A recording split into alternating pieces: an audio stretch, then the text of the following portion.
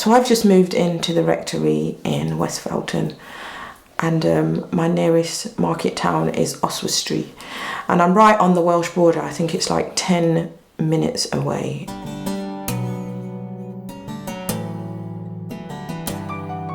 So we all moved in on Saturday, and it's Monday today, and we're busy still unpacking boxes, trying to get the house together before Thursday, when I've got to go off to the retreat, preparing for the big day on Saturday when I will be ordained at Lichfield Cathedral, and all my family's going to be there. It's going to be great.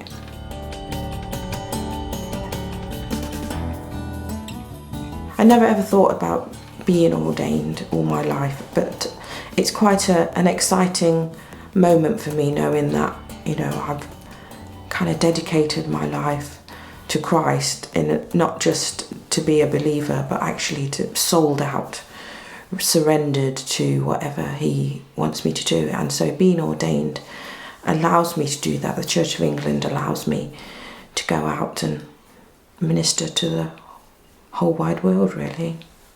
Both my parents were Christians, so I was brought up in a Christian home. We weren't Anglican, we were brought up in a Pentecostal church, and so we clapped lots of loud music, singing and praying in tongues.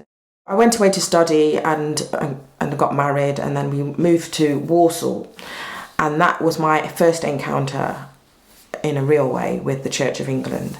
Roy, my husband, he got a job as the family worker, and so he was contracted to be there. So I thought, well, I need to go there, but I need to understand why they do what they do. And so this is really where my journey started, because as I'm, investigating what this church is all about, I keep hearing the Lord say, this is the church where you're going to spend the rest of your life. And I'm like, I can't do that. But anyway, so I surrendered, and so I started my journey. One of the things that came out of the selection process was that I needed to understand the diversity of the Church of England. So I thought I'd take myself to the Bahamas and see how they do the Church of England. And it was full on, incense and, the whole benediction, and yeah. But they were spirit-filled as well, which I thought was really fantastic. So they'd married the two ends of the Church of England, which was amazing for me, really. That journey started with the pathways, because it said it would help you to be able to understand the Church of England and all the different avenues that you can go down to minister. And so I did that just to understand the Church of England. And then the next stage was doing Worship for Today, which was probably the first time I actually travelled into Shropshire.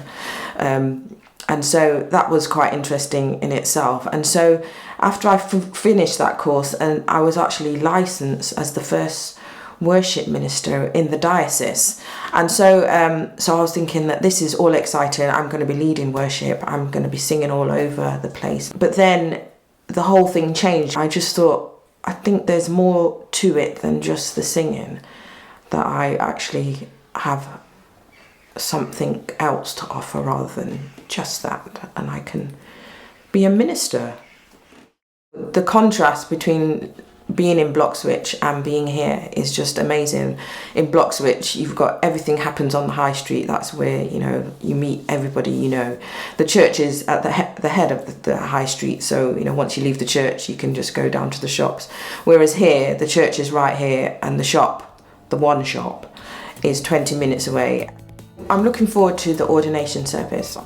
I'm looking forward to when the bishop does lay his hands on me, because I am expecting that something will happen.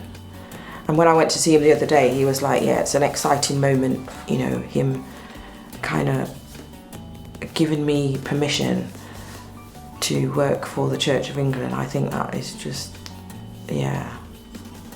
that's just amazing for me, really. Just that, anointing to do. That's just,